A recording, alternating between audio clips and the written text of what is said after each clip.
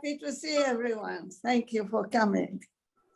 Today is Wednesday, June 1st, 2022, 5782.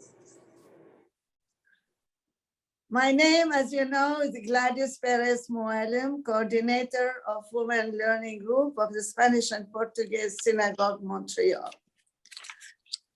I would like to welcome everybody who joined us to receive virtually our wonderful speaker, Maître Alain Murad, who offered to enlighten us today about the new law of abortion rights in Canada and US, accompanied with PowerPoint that he gracefully prepared for us.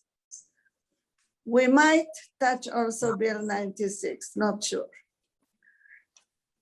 I would like, and next week we are having the final, and it will be celebrated by Reverend Cantor Daniel Ben Lolo. So everybody is invited to join every session that we are doing. I would like to invite now Carmen Corinne to read a short biography of our honorable speaker, Alain Murad. Carmen Corinne, bevakasha, bechabod. Thank you, Gladys. Welcome, Maître Alain Murad.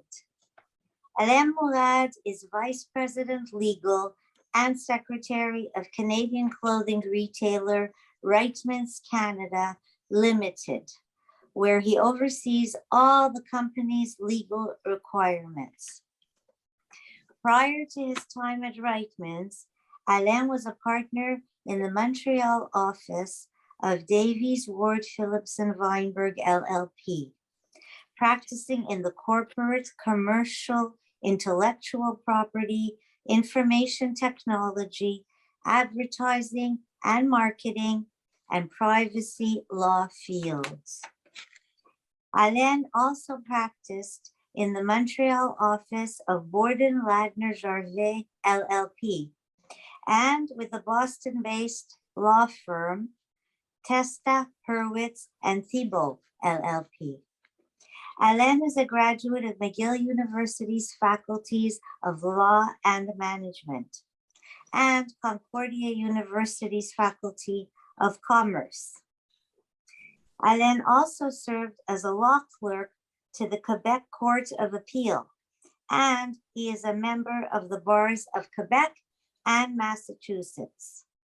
He's also a vital person in our Spanish and Portuguese synagogue and has given much of his time volunteering for us. So we are welcoming Maître Alain Murad to speak to us today. Thank you. Thank you, Carmen. Beautiful. I would like to have a special welcome to Professor James Archibald.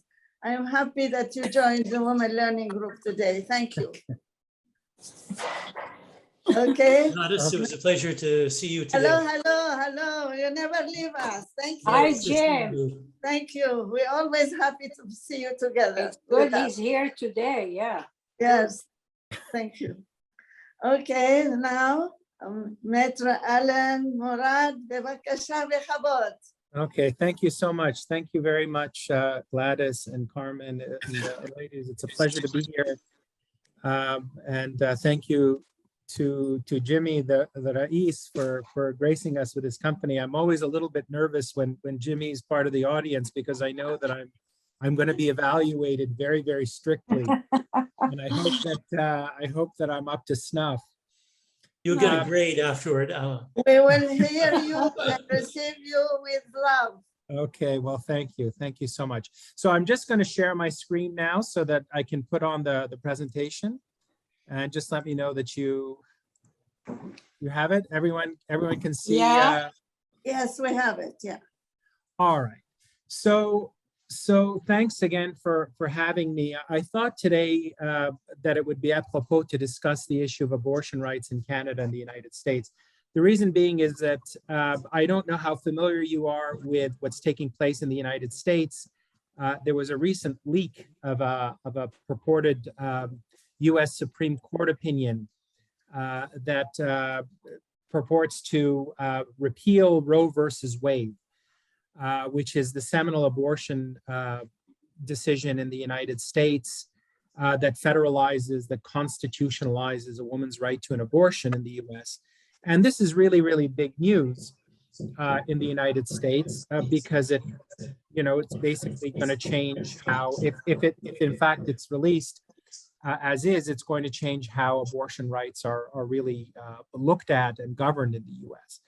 Plus, it's also a women's learning group, and I thought that the issue of women's constitutional right to an abortion is really something that you should all be made aware of, notwithstanding what stage you are in your lives, because it's an important women's right issue. So what I'm going to do is I'll take you through a discussion of abortion rights as they exist in Canada and the United States, and we can discuss briefly this leaked opinion that's really scandalous in the United States. And if you have any questions, feel free to interrupt me at any time. Not interrupt me, but just chime in anytime you like, and I can try to address your questions. And as Gladys mentioned, if there's time at the end, we can discuss Bill 96 if you're so inclined. Okay, so abortion rights in Canada and the United States, it's R versus Morgentaler and the possible repeal of Roe versus Wade. So let's begin. In Canada, there is a long and storied history of abortion rights. It was formally banned in 1869, and it would remain illegal under Canadian law for the next 100 years. So until 1969, it was illegal for a woman to get an abortion. It was a much more religiously observant society, I suppose. Those are typically the reasons why abortion is forbidden. And so since from 1869, since the time they could potentially do these procedures for the next 100 years, abortion was illegal. Then in 1969, you started to see some changes taking place. There was a Criminal Law Amendment Act that legalized what was termed as therapeutic abortions, okay? As long as an abortion committee, typically consisting of 3 doctors, certified that continuing the pregnancy would likely endanger the woman's health or life. So here you start seeing some cracks in the dam against abortion. Well, if the woman's life is in danger, we're going to permit it. You have this abortion committee that oversees this and makes this determination. And if they find that a woman's life or health is endangered, they'd sanction the abortion. And this was codified under a section of the Canadian Criminal Code, okay, section 2514.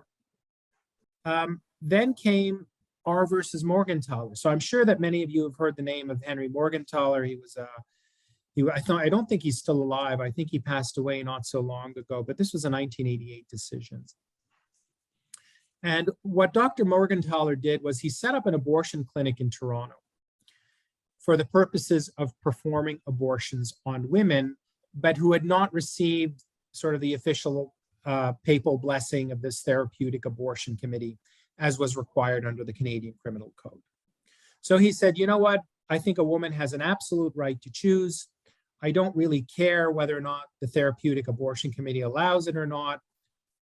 I'm going to perform these abortions if the woman wants me to. And so he said, a woman has complete control over the decision as to whether or not to have an abortion. Now, there was another, he was arrested, and there was a number of appeals back and forth, overturning and whatnot. And eventually, when the Supreme Court ruled on the merits, it was in 1988, and it held on a 5-2 basis that abortion provision of the Canadian Criminal Code was unconstitutional. So 251(4) of the Criminal Code was unconstitutional. The reason being was because it violated a woman's rights under Section 7. because it violated a woman's rights under Section 7 of the Canadian Charter of Rights and Freedoms to the security of a person, okay? So in 1988, they say this provision is unconstitutional. Dr. Morgentaler, you're free to perform your abortions. It violates Section 7 of the Canadian Charter of Rights and Freedoms. It says everyone has the right to life, liberty, and security of the person, and the right not to be deprived thereof, except in accordance with the principles of fundamental justice. So this sort of gave birth to modern abortion rights, right? If something is against the Constitution, the federal Constitution, then it's of no force and effect, because the Constitution is the supreme law of the land, and any law that's passed that violates that Constitution is void, ab initio. It's no longer valid. So there you have it, Section 7 of the Canadian Charter of Rights. Now, if you look at the wording of Section 7, and this is going to become a little bit more important shortly, you'll notice that there's no specific reference to a woman's right to abortion, right? It says life, liberty, and security of the person, right? So essentially what you have is you have the court, what you have is the court looking at this provision and saying, well, the right to an abortion is a part of the security of the person. They're reading in the right, right? It's not in the verbiage of the Constitution, but it's sort of akin to security. And we're going to decide, us judges who are essentially unelected, that, and not accountable to the electorate, that the right to an abortion is included in the word security, okay? Now that becomes very important.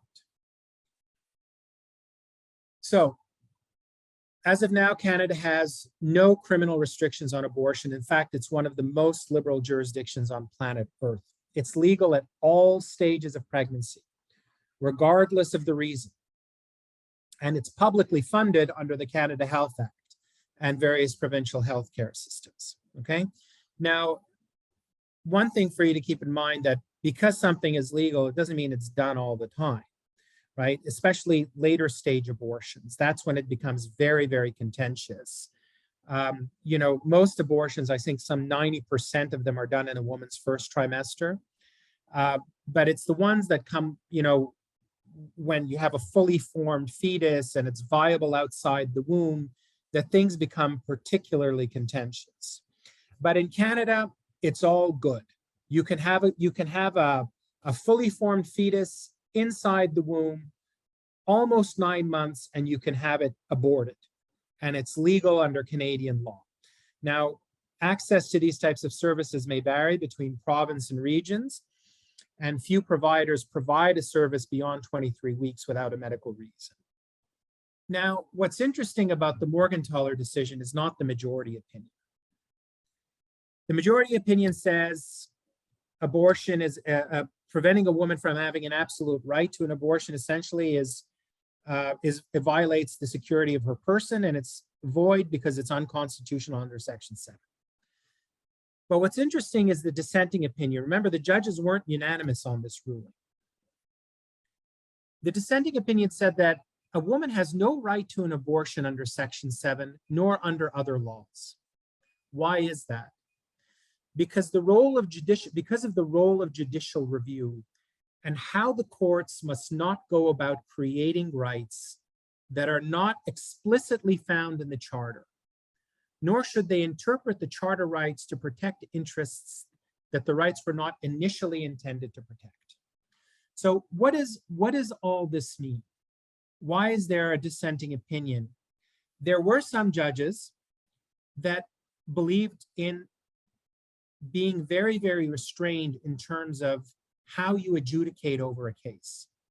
Remember that 5 of the 7 found for the right of abortion, and they read it into the Constitution under security of the person, under Section 7. But the Charter never talks about abortion. Nowhere in the constitutional texts or in the history or the philosophies of judicial review in Canada was there ever any support for any such right. Furthermore, there was no societal consensus that these interests should be protected. At the time, not everyone had such a unanimous view on a woman's right to an abortion. So it's not part of the text. It's not part of the judicial history. It's not part of the cultural norm. It's not part of, you know, sort of the societal want, right? It's not explicitly found in the charter. So where are they getting this right from? Where are they getting this right to an abortion from? It's the judges basically reading in what they want to find. They want to find a certain outcome. And so they're very broad in their interpretation and say, well, a right to security includes a right to an abortion. So some of the judges were unhappy about that. They were very, very unhappy. And they said, this is judicial activism. This is basically what's termed legislating from the bench. The judges are not there to enact laws, to enact rights. They're there to interpret the laws that the legislative branch of government enacts. Okay? So this is very, very important to keep in mind as we go into the United States. I'm going to give you very, very briefly, this is complicated, and I sort of wasn't sure whether or not I should include this, but I'm going to include it just for your edification and see what you can pick up. When judges interpret laws, when they interpret constitutional texts, there are different philosophies that they adopt when they're interpreting the text. Okay? Now, some judges say are textualists, right? And this is a mode of interpretation that focuses on the plain meaning of the legal document, of the text of the legal document.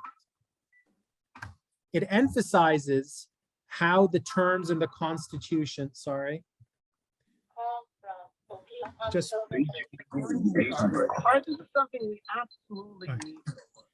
so textualism says you look at the text of the document. If the right is not in the text, if it's not in the words, in the verbiage of the document, then judges, we cannot read it in. We are not allowed to do that. We have to exercise judicial restraint, okay? There's an objective meaning to the text, and we have to adhere to what the text says. That's one philosophy. The other philosophy, which is very akin, is called originalism. And it considers the meaning of the Constitution as it was understood by the populace at the time of its founding, okay? So they also believe that the Constitution's text has an objectively identifiable meaning that has not changed over time. And the task of the judges is to construct, well, what were they thinking at the time? Let's look at the text, and let's also be influenced by what people were really thinking at the time. What was the sort of cultural and social and legal milieu at the time that the Constitution was enacted? And then there's another judicial philosophy that's more activist, okay? And judges who are more activists say, we're going to rule on the law depending on what we think is the preferred or desired outcome, regardless of the way the law is written.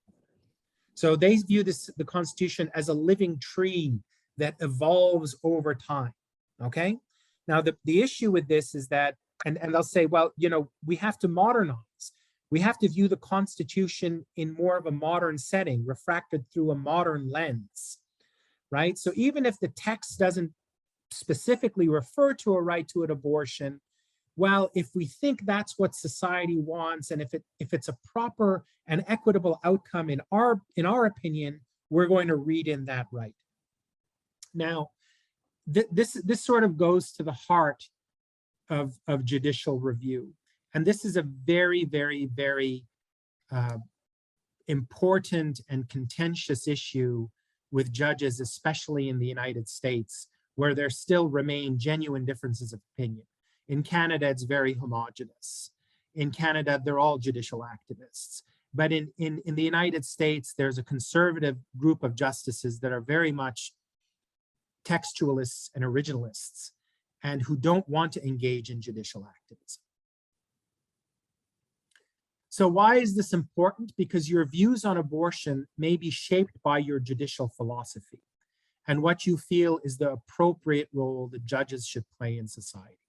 Should judges be restrained to interpreting the laws that the legislative branch of government enacts and pay attention only to the strict meaning of the words and the intent of the legislature? while respecting past precedent and judicial history? Or should judges be judicial activists who impose judgments based not on what the law says, but what on they subjectively feel to be an equitable outcome, and what they subjectively feel the prevailing culture or climate wants and will tolerate? So this is really the crux, the heart of so many legal issues, not just abortion, but gay marriage and all these sort of societal issues. What's the role of the judge? Is it to be sort of a super legislature and read in rights into the constitutional text? Or should judges be restrained and respect the meaning of the words and the history of the jurisdiction? Abortion in the United States. Now we're getting to what took place recently and the contentious legal issues that have arisen. Abortion is legal in the US, okay, and its territories, but restrictions and accessibility vary from state to state. Keep in mind that in the United States, the cultures, the prevailing cultures of the states are very, very different. A state like Oklahoma is very different from a state like California. A state like Mississippi is very different from a state like New York. They view the world very differently. They have very different social norms. And the states are much more independent in the US than the provinces are in Canada, okay? So abortion has always been a very highly controversial and divisive issue in society, in culture, in politics. And like Canada, there were anti-abortion laws that have been enforced in each state since 1900. It is a very, very political, contentious issue. So much so that every appointee to the United States Supreme Court is grilled on what their views are on a woman's rights to abortion and whether they would appeal Roe v. Wade. Now, how many of you have heard Roe v. Wade, Roe v. Wade, Roe versus Wade? It's something that's, comes up very, very often. And every time you have a new appointee to the Supreme Court and they sit before the judicial confirmation committees, they're grilled on, well, would you repeal Roe? Would you repeal Roe? What's your view on Roe? Because this is something that it's really sort of impossible to convey in words the extent to which this case has divided the nation. So what's Roe v. Wade? You hear it all the time, but I bet many people I know have very strong opinions on abortion, but they don't really understand the law or the reasoning behind it. So Roe v. Wade came out in 1973, and it was a landmark decision of the US Supreme Court, in which the court ruled that the Constitution of the United States protects a woman's liberty to choose to have an abortion without excessive government restrictions. So much like Morgenthaler decided this issue in Canada in 1988, Roe v. Wade decided this issue in the United States in 1973. But instead of Section 7 of the Canadian Constitution, right, which talks about security of the person, Roe v. Wade was the woman's right to abortion was protected under the 14th Amendment, which is a right to privacy. I'll get to that in a moment. So the decision involved a woman named Norma McCorvey, known by her pseudonym Jane Roe. And she became pregnant in 1969 with her third child. She wanted an abortion, but she lived in Texas, where abortion was illegal, except if it was necessary to save her life. But there were no complications in her pregnancy, but she wanted to get rid of the baby. She didn't want to have another baby. So her attorneys filed a lawsuit in federal court against the local district attorney named Henry Wade, alleging that Texas's abortion laws were unconstitutional. So this goes back and forth through a number of appellate courts, back and forth, and finally reached the Supreme Court, 7-2 decision. The United States Supreme Court holds that the due process clause of the 14th Amendment provides a right to privacy that protects a woman's right to choose whether to have an abortion. So like in Canada, Section 7 under the right security of a person. Here, under the 14th Amendment, right to privacy. The court read in the right. Let's look at the text of the 14th Amendment. No state shall make or enforce any law which shall abridge the privileges or immunities of citizens of the United States, nor shall any state deprive any person of life, liberty, or property without due process of law, nor deny any person within its jurisdiction the equal protection of the laws. Any mention of a right to abortion? Not in the text. Was it part of the judicial history of the United States? It certainly wasn't. In fact, the opposite was true. It was always criminally sanctioned. Was it part of the social norms? Absolutely not. Most people didn't want it. They thought it was immoral. And yet, the court ruled that Texas abortion laws violated the 14th Amendment, which protects life, liberty, or property without due process. Why? Because they felt that was the equitable outcome. Are you guys clear so far? I can't tell. Yes, You're all you're clear? very, Okay. very very clear. good. Go Okay, ahead. all right, Very because it's a little bit complicated. I just want to make sure that. It's Can tough to explain, but you're Can- doing a great job. Can Okay. you Yeah. please explain very simply what you just told us about? Okay. You can't. In ask simple them- words, please. In simple words, the court basically decided on its own that the Texas abortion law, in the case of Roe versus Wade, just like Canada's criminal code that criminalized abortion, was unconstitutional. In the Canadian case, it was because it violated Section 7 of the federal Constitution. In the American case, because it violated the 14th Amendment of the US federal Constitution. But neither text of either constitution speaks about abortion. The Canadian text speaks about security of the person. The American text speaks about right to privacy. It doesn't even speak about, it talks about due process of law, life, liberty, or property. We can't be denied without the due process of law. So you have a case where judges wanting to find that abortion should be made legal, wanting to find that a woman should have an absolute right to choose, read in the right to the constitutional text, even though the text has nothing to say about it, even though the judicial history of the countries have nothing to say about it, even though, in fact, they say the opposite, that women shouldn't have a right to abortion. But this sort of goes to highlight sort of that activist sentiment that takes place in judges where they read in rights, they create rights from nothing because they want the outcome of the decision to be a certain way. They're not looking at their text. They're not restricting themselves to the text of the legislation. They're going beyond the text of the legislation to find a right where no right exists. All right. So now, did they give her the right to have an abortion or not? No. Of course they did. Abortion has been legal in Canada, fully legal since 1988, and in the United States. No, but about Jane Roe, Yes, in Roe versus Wade, that's where they found for a woman's constitutional right to an abortion.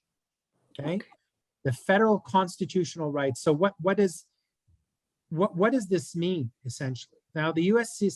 there was a reasoning in Roe which basically said it looked at the trimesters of pregnancy, and it said, well, during the first trimester, governments could not prohibit abortions, right? Because it's not really a fully formed fetus, so anything goes. During the second trimester, they could require reasonable health regulations.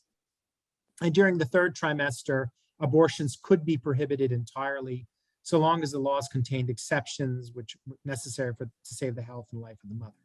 So their reasoning was 14th Amendment protects a person's right to privacy, which they made up, protect and violates the due process clause. So a woman has a right to an abortion, but there were still some restrictions. Okay, so in the third trimester, when the baby is formed, it's much more difficult to get an abortion. So what were the effects of this? What were the effects of Roe versus Wade? Well, basically, a host of federal and state abortion laws that restricted abortion were now no longer valid. You understand that it federalized the woman's right to have an abortion. It didn't matter what the state had to say. If a state had restrictive abortion legislation, it was thrown in the garbage. The states no longer had the right to restrict a woman's right to have an abortion. Why? Because it's now all of a sudden, the right to an abortion became a federal constitutional right. Because the federal constitution said you're allowed to have an abortion. No state constitution or law could prohibit abortion. You follow? So the court ruling in Roe was criticized in the legal community because it was an example of judicial activism. Remember when we spoke about the different types of philosophical, judicial philosophies? Roe versus Wade was very activist. And a lot of people were very upset about it because now legislatures, state legislatures, weren't free to enact laws on the issue because all of a sudden it's a federal constitutional right. Even though nowhere in the federal constitution does it speak about abortion, nowhere in the federal constitution, in the text or in the judicial history, does it speak about abortion. In fact, it says the opposite, right?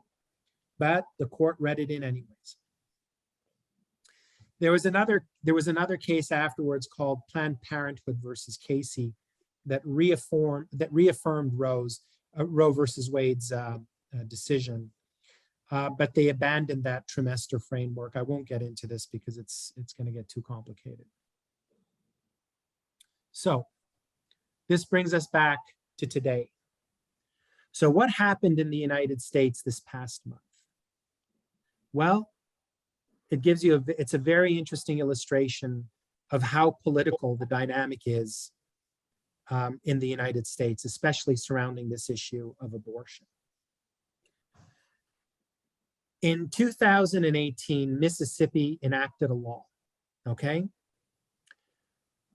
that banned abortions after the first 15 weeks of pregnancy, okay?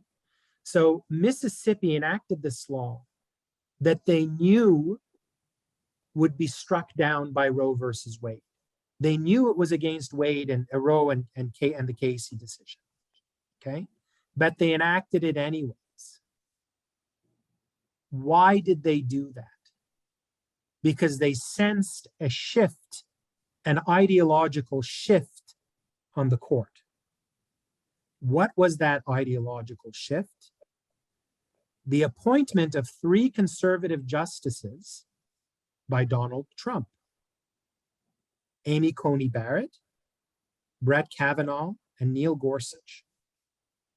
Now, the playing court is different. Now you have more conservatives than liberals, right? So all of a sudden, you have a majority of conservative justices. And this is really fascinating because it shows you how political the process is. Mississippi is a state that's very conservative, that's very Republican, that's very red, right? Very against abortion, very strict abortion laws historically, very upset about Roe versus Wade, telling them what they can and cannot legislate about, right? So they enact this law, sensing an ideological shift on the court. And this law, they know, would be struck down by the decision in Roe versus Wade and in Planned Parenthood versus Casey. So what happens? Amy Coney Barrett, who's a brilliant jurist who went to Notre Dame Law School, who was a clerk herself for the Supreme Court, is now on the bench. So is Brett Kavanaugh. You might remember the confirmation hearings, all the allegations of sexual misconduct. Neil Gorsuch. These are very, very, very, very brilliant jurists and very conservative. And a lot of people sensed that something big was brewing. Okay. So this Mississippi law works its way up to the Supreme Court, right? It should be struck down on the basis of Roe versus Wade, that a woman's choice for abortion during the time period sanctioned by the law is protected under the 14th Amendment. But now people are not so sure. What's the court going to do? Not only did Mississippi sense this ideological shift, but 20 other states prepared legislation, including 13 with so-called trigger laws, to strictly regulate abortion should Dobbs overturn Roe and Casey. Okay, so a trigger law basically is a law that's enacted by the state legislature that said, assume the moment that Roe versus Wade and Casey is overturned, these abortion laws, these anti-abortion laws come into effect. So Dobbs versus Jackson is now a pending opinion before the United States Supreme Court. Will the United States Supreme Court, with their conservative majority, overturn Roe versus Wade? Will they overturn Planned Parenthood versus Casey? After 50 years, 5 decades of federalized, constitutionalized abortion rights, what are they going to do? Then you have the Politico leak. So what happened? Have you guys been following the news? Do you know what happened in May, this past month? Politico, which is a magazine, left-leaning, obtained a leaked initial draft of the majority opinion written by Samuel Alito. Samuel Alito was appointed by, I guess it would have been, Jimmy, who appointed Alito? Was it Bush? I can't remember, but it was previous to Obama. So Alito is the author, and this is in draft form. It's draft form. There's a draft of this decision that the Supreme Court is going to publish, but it's not completed. But someone got their hand on it and leaked it to Politico. And Politico blasted it right all over the media. And what did the media say? What did this draft opinion say? Roe was egregiously wrong from the start. Its reasoning was exceptionally weak, and the decision has had damaging consequences. Far from bringing about a national settlement of the abortion issue, Roe and Casey have inflamed debate, deepened division. We hold that Roe and Casey must be overruled. The Constitution makes no reference to abortion, and no such right is implicitly protected by any constitutional provision. This is what this leaked draft of this decision said, right? So who leaked it? Who's the person behind this? They don't know who it is. They're still investigating it. And in fact, there was an article recently that they're demanding the cell phone transcripts of all of the law clerks who work for the Supreme Court. So each judge, by the way, has 4 law clerks. And to clerk for the Supreme Court of the United States, you have to be the elite of the elite of the elite of the elite. There's a few dozen of these people who are the very, very top 0.00001% of all the law students in the United States. It's the greatest singular honor that you can have, and it's a golden ticket to an incredible future if you're smart enough to get it. They think one of the law clerks leaked it. One of the law clerks who was so upset that they were going to repeal Roe versus Wade stole the decision essentially and leaked it to a political magazine in order to drum up societal outrage. So now you see all of these demonstrations taking place in front of the judges' houses and, you know, threatening them and all of this and raising a huge stink? Well, it's because this one individual who leaked the decision wanted to put pressure on the court so that it would not repeal Roe versus Wade. Remember, this was a draft opinion. This wasn't a final opinion, but it was leaked purposefully to put pressure on the court to change their minds, to make them feel threatened. So what would repealing Roe mean? What does it mean? Well, the draft opinion says it is time to heed the Constitution and return the issue of abortion to the people's elected representatives. The immediate impact of the ruling would be to end a half-a-century guarantee of federal constitutional protection of abortion rights and allow each state to decide whether to restrict or ban abortion. So you would have a patchwork of different laws governing the right to an abortion. Some states like Oklahoma may prohibit it entirely. Other states like California may allow abortion at any time for whatever reason. But the important thing to remember is that people get a right to vote. It's not the federal government, the federal judiciary, the Supreme Court that's deciding for everyone.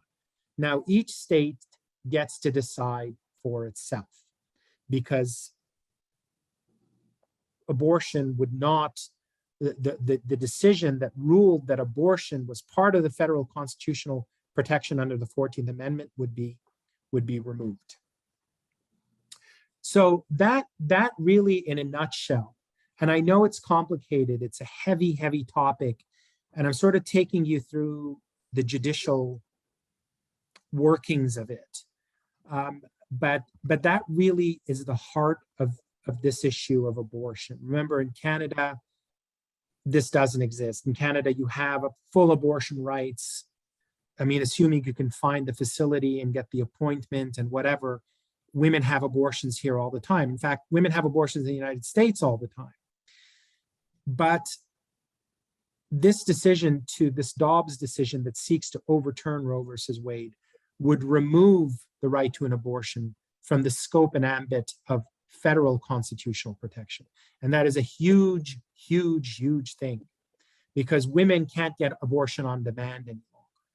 They would have to find states or go to states where they could get an abortion or come to Canada, for example, like many of them are saying they would do.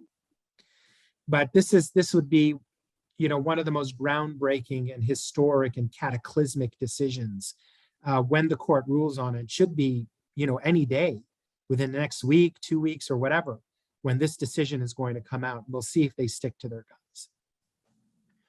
So I don't know how much of all of that you guys assimilated, but that's really the state of this very, very important women's rights issue. And no matter where you fall on the ideological or political divide, it is fascinating judicial and political theater to watch it unravel and to unfold. So if anyone has any questions, I'll stop now. I've been speaking for about 40 minutes, and I'm happy to answer any questions. Alan? Yes, It's sir. Albert. Oh, yeah. My question is based on the judicial system itself, more so than on abortion. I'm a little surprised at the American judicial system. If the president is elected by the people, and if the people want that the country should go a certain way, then they elect that president. And for that president to be elected, he has to appoint judges in the Supreme Court that go along with the opinion of the people, which basically brings me back to your third option of activism. Whether we want it or not, at the end of the day, it hinges on judges on the Supreme Court ruling on the basis of activism and not so much on the other two options that you talked about. Am I correct in assuming that? Well, I mean, you're correct in your statement that, you know, presidents that are elected are going to pick judges that fit the mold of their party, right? Republicans, conservatives, ideologically are more restrained in terms of, you know, their style of government. They don't inject themselves into the minutia the way sort of liberal Democrats do. There tend to be, especially, I mean, in as far as their judicial appointments, there's a much greater quotient of judicial restraint. You know, I mean, Antonin Scalia, I don't know how familiar you are with him, but sort of, you're probably the greatest jurist of the last century, in my opinion, if not ever, but I'm biased. But a brilliant jurist, and who really shifted the ideological bent of the court, was a strict textualist and originalist. I mean, he more than any other jurist is responsible for promulgating this philosophy of judicial restraint and textualism and originalism. And I think he was appointed by Reagan. So you're right that presidents appoint judges that fit the ideological mold. Trump, who purports to be a conservative, but is probably, you know, more of a political weather vane than anything else, but appointed conservative judges because the Republican Party wants conservative judges, because they don't like judicial activism, because they don't like the idea that 5 unelected jurists should decide for the entire country what their rights are going to be on this very contentious social issue. So, you know, Democrats, for instance, Justice Jackson, who was just appointed by Biden, who's going to take over Stephen Breyer when he retires, is a massive judicial activist. I mean, you know, it's all about equality of outcomes.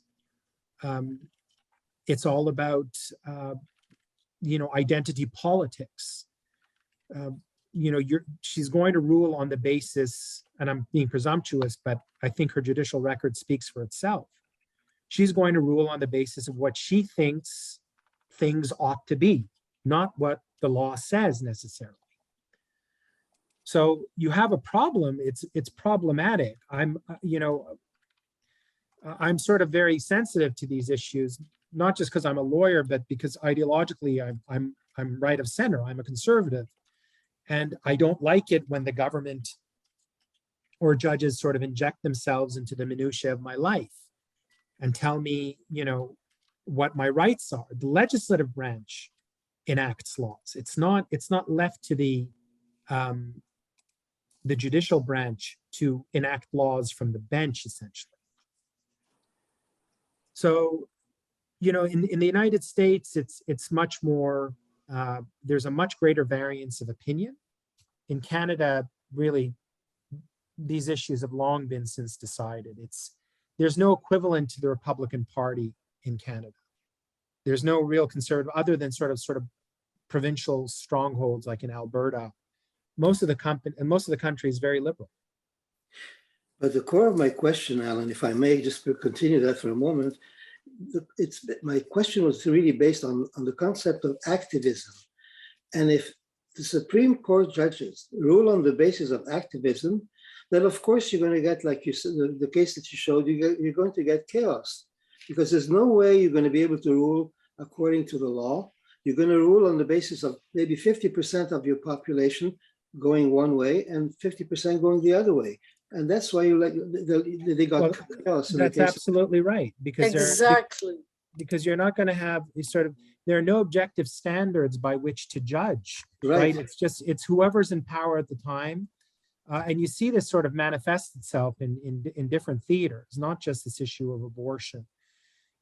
It's become so hyper politicized, and so you know, it's no longer sort of adjudicating, it's legislating. It's just they basically turned the judicial branch of government into a political branch. Exactly. And it's profoundly destructive sort of to the foundations of society.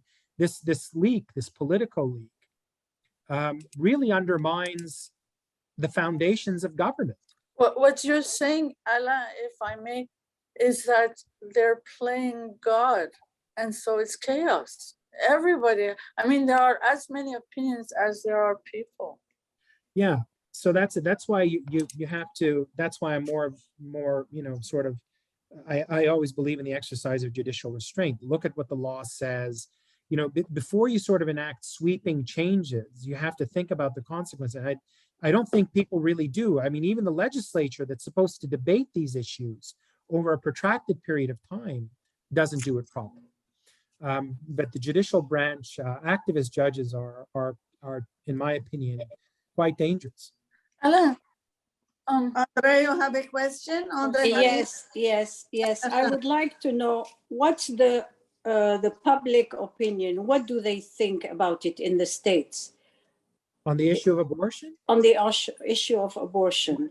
It's very, very divisive. I mean, you have, you know, very wide variances of opinion. There are many, you know, there's a very strong evangelical element in the United States that's, you know, some 80 million, 90 million people. They have, they're profoundly religious. They're religious Christians. They believe that life begins at conception.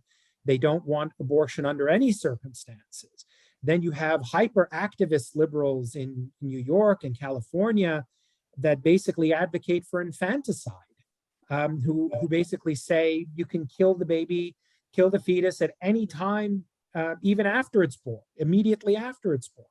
I mean, it's you know, crazy. You can't reconcile, you know, that sort of divergence in opinion.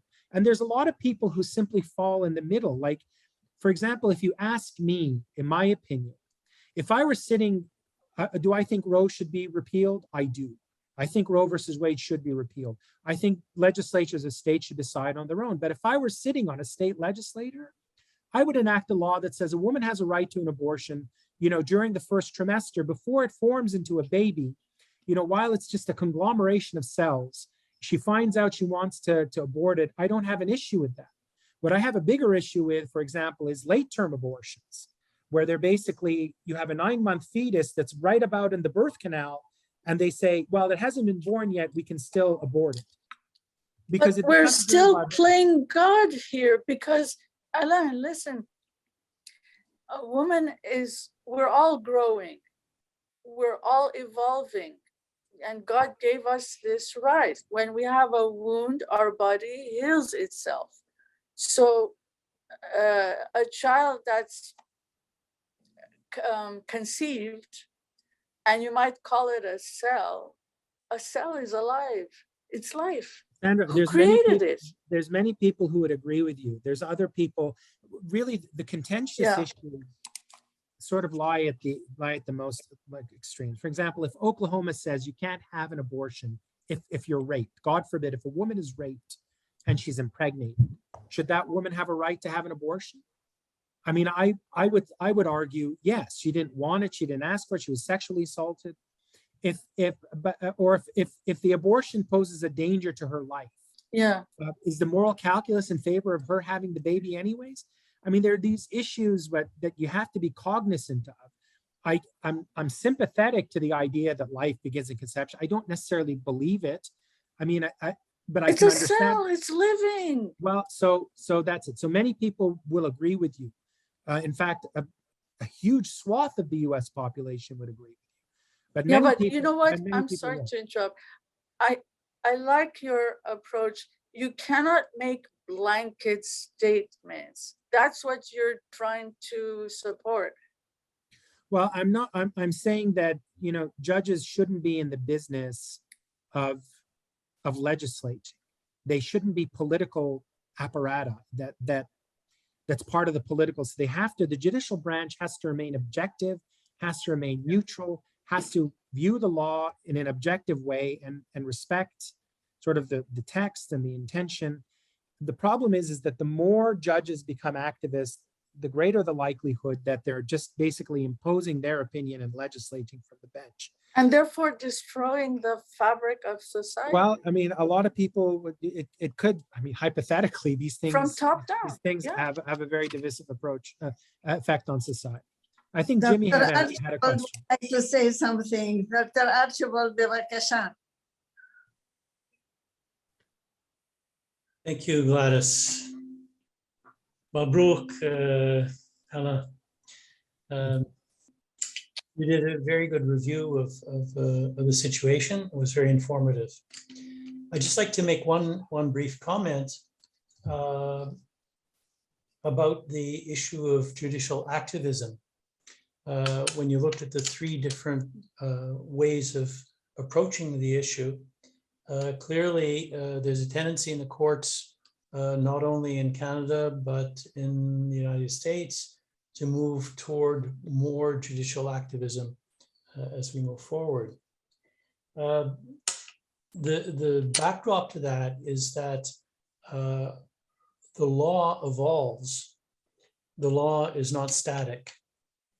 And I think that's one of the principles that one has to accept in liberal democracies throughout the world, is that law is not static.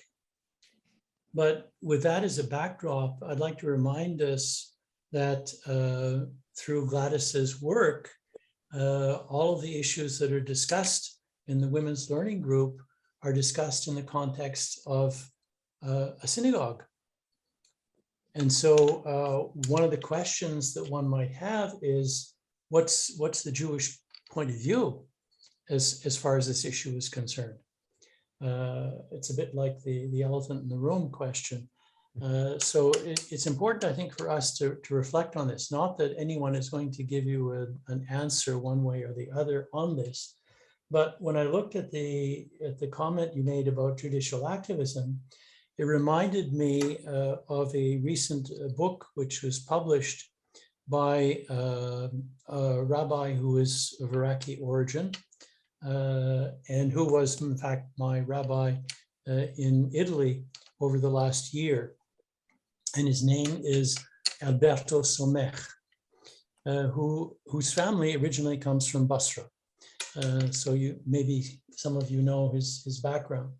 But he just published a book. Unfortunately, it's only in Italian, but he just published a book called L'Albero Capovolto, in which he compares a Jewish law to a tree which derives its sustenance from the soil of the text, that we have to interpret and we have to understand from a textual point of view. And yet the tree grows, it evolves, and it reaches out toward the sky, and also from an ecological point of view, keeps the atmosphere clean. And so one of his points of view in talking about as you said, the living tree, is that halacha evolves. In fact, that's the actual definition of the word. It's an evolution. And so if you look at judicial activism in the tradition of the courts, this is something I think which we have to bear in mind, that law is not static, that it evolves. That even from a Jewish point of view, halacha is not static, it evolves. And it depends on social context and the evolution of society. So I think that's, without coming down on one side of the issue or another, I think that's something that we have to bear in mind. So I'll just interject for a moment, Jim. And one final comment is that Justice Alito was appointed by Bush in 2005. Yeah. Anyway, thank you, Alain. Very good job. Okay, so I'll just address the comment you make about the evolution of the law. There's no question that laws evolve. There's no question that they don't remain static. There's no real contention there. Where the contention lies is, how do those laws evolve? I mean, who's sort of catalyzing that evolution? It's the proper role of the legislative branch to evolve the law. Yeah. It's not the proper law of the judicial branch to evolve the law. So if the law evolves, it's because people elect representatives who they feel are going to govern appropriately, who are going to debate legal issues with people who may not be like-minded, and reach some sort of a consensus and enact laws. And that's perfectly fine. That's how democracies work. The problem comes into play when judges take on the role of the legislative branch, where they start becoming super legislatures. and they evolved the law in a way that it was not meant to evolve, or that does not necessarily reflect the consensus of the electorate, of the people. And so that's when you run into very divisive issues. I mean, Roe is an excellent example. Yeah, you're because going above your mandate, and really what was never discussed either in the US or Canada or anywhere else, talking about Judaism, the only way we could survive is the rabbis doing a wonderful job of interpreting, reinterpreting, and readapting to the times. That's how they made Judaism live. However, who made life? Who created life? You can't adjudicate on that. You can adjudicate between, on our relations between ourselves as people, how we do Shabbat, how we do prayer. We cannot do offerings, sacrifices, because there's no temple. So these things we can do. This is all housekeeping. But who created life? I'm not talking about sort of the religious dimension here. I mean, I would think that religion typically frowns on the practice of abortion. But we're not a religion. We're God revealing Well, I'm saying himself. the Hebraic religion, the Judeo-Christian traditions. Yeah, but what front. I'm trying to say is the tree, and it grows and it evolves. You're right. We wouldn't be here if it weren't for the rabbis who adapted things to the times. But there's a limit. There's always a limit. And that limit is God. Like, if every planet decided to choose its own course, there's a limit. This is your At one idea, point, Sandra. you cannot This is your move. idea. People have different ideas. I know, and I'm just Gigi would expressing like to mine. speak. Yeah. Gigi, bevakasha. Okay, I just wanted to mention that I came across an article which really is quite shocking. In California, there is a bill that has not been enacted. However, there are activists behind it that would like to have it enacted. And what it states is that one or a mother can destroy the baby up until the age of 2 months. So it's not just during the pregnancy when it becomes, turns from an embryo to a fetus, but even after birth to the age of 2 months. Bravo, And this Gigi. really is very, very frightening. I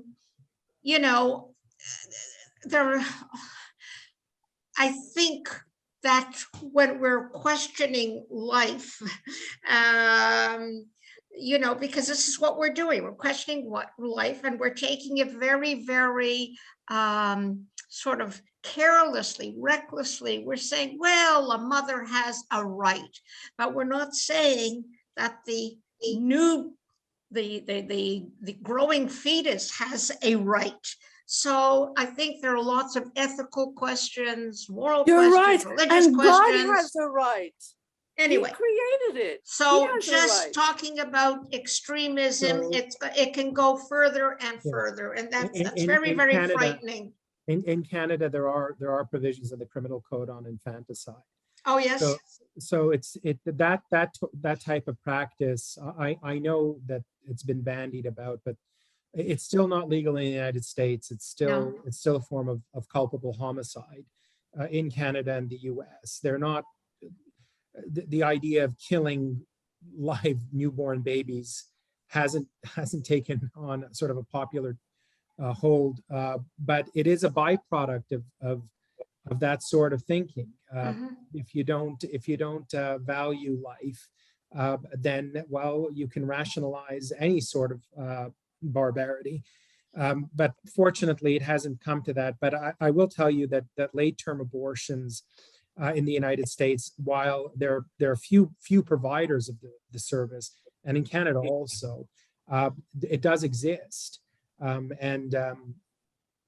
you know, it's, you know, these are fully formed sort of fetuses that if they were living outside the womb, they'd be fully viable. That's a very contentious issue. Right. And of course, people who advocate for that, I mean, I certainly don't agree with them, notwithstanding that it's a woman's body and she's carrying it. But like you said, there are certain limits to a person's rights. And I think that's a reasonable limit. I thank you very much. Okay, you're most welcome. Thank you. It was a great pleasure.